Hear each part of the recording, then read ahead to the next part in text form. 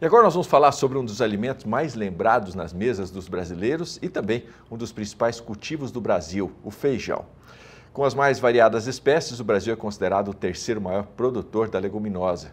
E um estudo realizado pela FAO, a Organização para a Alimentação e Agricultura, apontou que a leguminosa é consumida por mais de 500 milhões de pessoas em todo o mundo. No Brasil, o Paraná é o maior produtor do grão, contribuindo com 25% da produção e produzindo quase 800 mil toneladas em cerca de 460 mil hectares.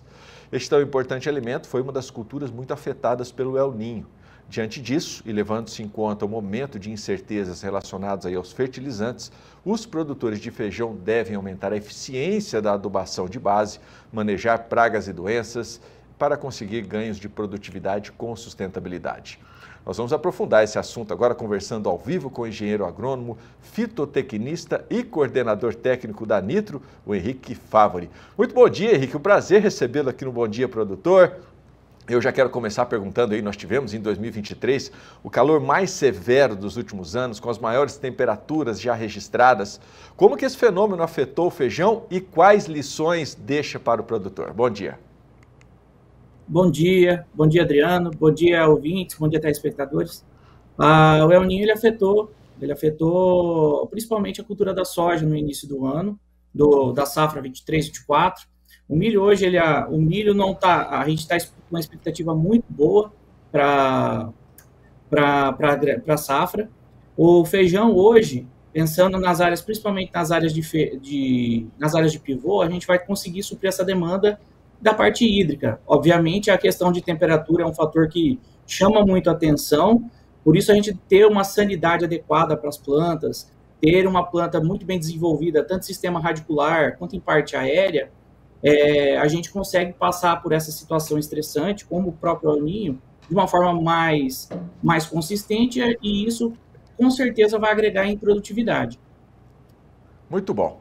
Bom, eu vou entrar num assunto que agora eu sei que é a sua praia mesmo, e eu já quero perguntar para você qual que é a importância de substituir adubos nitrogenados por bioprodutos, e se isso vale para as lavouras comerciais e para a agricultura familiar também. Perfeito.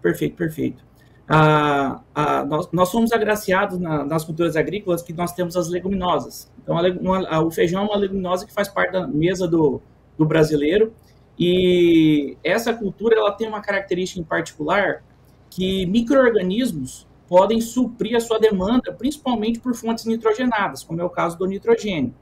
Então, as bactérias elas conseguem fixar o nitrogênio e disponibilizar isso para a planta, suprindo as suas necessidades em quase 100%. Quando eu digo quase 100%, óbvio, às vezes a gente pode ter uma perca devido a uma questão ambiental que pode ou não viabilizar essa fixação biológica. Mas estamos falando em mais de 50% da demanda nitrogenada de uma planta devido a essa fixação biológica. Muito bom. E como é que como deve ser o manejo para conseguir rentabilidade com esse processo? Perfeito. Esses micro-organismos, nós utilizamos ele, tanto o Rhizobium tropice, que é o específico para fixação biológica do nitrogênio na cultura do feijão, quanto o azospirilo, que é um micro-organismo muito conhecido pela promoção de crescimento. Nós utilizamos ele tanto em lavouras comerciais ou a própria agricultura familiar. Nós devemos fazer, o veículo seria o tratamento de semente ou o suco de plantio. Em casos mais específicos, obviamente com acompanhamento de um consultor agrônomo, a gente pode fazer essa aplicação via barra, em condições bem excepcionais, obviamente. Mas nesse início, esse micro-organismo fixa-se à planta e durante todo o ciclo da cultura supre essa demanda nutricional, pensando no nitrogênio. Muito bom. É recomendável um manejo só com bioinsumos ou é considerável o manejo integrado entre minerais e biológicos? Qual pode ser mais interessante? Isso vale para qualquer cultura? Perfeito. Pensando nas leguminosas, nós conseguimos esse custo-benefício pelos micro-organismos do gênero Rhizobium. Na soja, por exemplo, o Rhizobium japônico também supre essa demanda de nitrogênio. Mas quando a gente parte para os outros nutrientes, tanto macro e micronutrientes, ainda necessitamos das fontes químicas.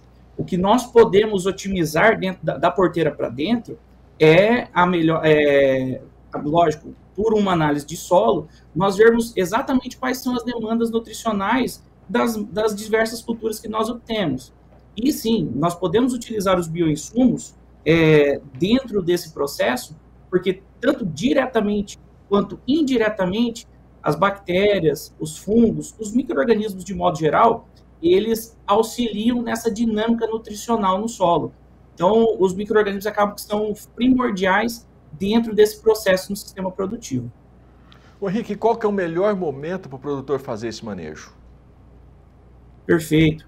Pensando nas fontes nitrogenadas, como eu havia dito, a melhor forma de você introduzir tanto o Rhizóbio tropice quanto o azospirilo seria via o tratamento de semente, seria via suco de plantio, se o produtor ele contém esse equipamento, ou em situações bem específicas, a gente fazer a co-inoculação em barra. O que seria a co-inoculação? Nós fazermos a nova reposição desses micro-organismos, às vezes por não ter essa fixação muito bem feita no início do cultivo. Muito bom. A gente sabe que quando se fala em bioinsumos, quando se fala nessa questão mais sustentável, ainda tem muito produtor que torce a orelha aí, né, que fica desconfiado dos resultados e tal. E eu queria que você dissesse aí, qual que é o recado que você gostaria de deixar para esse produtor que ainda não utiliza, que ainda não conhece e que ainda não desfrutou aí, não usufruiu de todos os benefícios que esse tipo de manejo pode trazer? Perfeito, Adriano.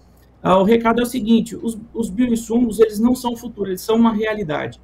Então, a gente pensa tanto na parte nutricional, com essa fixação biológica de nitrogênio, nós pensamos também em controle biológico de pragas, controle biológico de doenças, nós pensamos em micro-organismos hoje que têm a capacidade de mitigar o estresse das plantas, como você bem disse, e como nós passamos pelo 23-24, com o El Niño. Existem grupos de micro-organismos que auxiliam no processo de mitigação de estresse da planta. Então, eu digo para os produtores que ainda têm, de certa forma, algum receio de utilizar, que busquem um engenheiro agrônomo profissionalizado, busquem profissionais que estão engajados no segmento de bioinsumos, e com certeza a rentabilidade da porteira para dentro desses produtores, ela vai agregar e muito. Então, a gente consegue ter essa integração muito melhor de químicos e biológicos na lavoura, buscando as altas produtividades e a rentabilidade. Para a gente encerrar, então, os benefícios são muito mais na questão de produtividade ou na questão de evitar as pragas? Perfeito. A gente consegue, por meio dos bioinsumos, agregar em diversos segmentos. Mas, como que tudo nós desejamos seria as altas produtividades, acaba que os bioinsumos, tanto para controle biológico, quanto para mitigação de estresse, quanto para fixação biológica, eles vão agregar lá na ponta final. O que nós esperamos com a utilização dessa ferramenta hoje é o quê? Termos lavouras sadias, termos lavouras mais produtivas e que a gente utilize os produtos químicos que a gente não consegue, ou ainda não conseguimos a não utilização de 100%, mas que ele faça o seu papel de uma forma mais racional, mais pensada. Então, por isso a gente precisa também de um engenheiro agrônomo responsável que consiga fazer esse monitoramento das lavouras visando uma qualidade no produto final. E, às vezes, a gente não tem que fazer apagar fogo, ou bem apagar fogo, que normalmente a gente tem muito feito. Então, a estratégia é o quê? Usar bioinsumos de uma forma adequada, com acompanhamento técnico e visando as altas produtividades, que acaba que, quando utilizamos os bioinsumos, a gente consegue agregar não somente na produtividade final, mas ter uma lavoura mais rentável.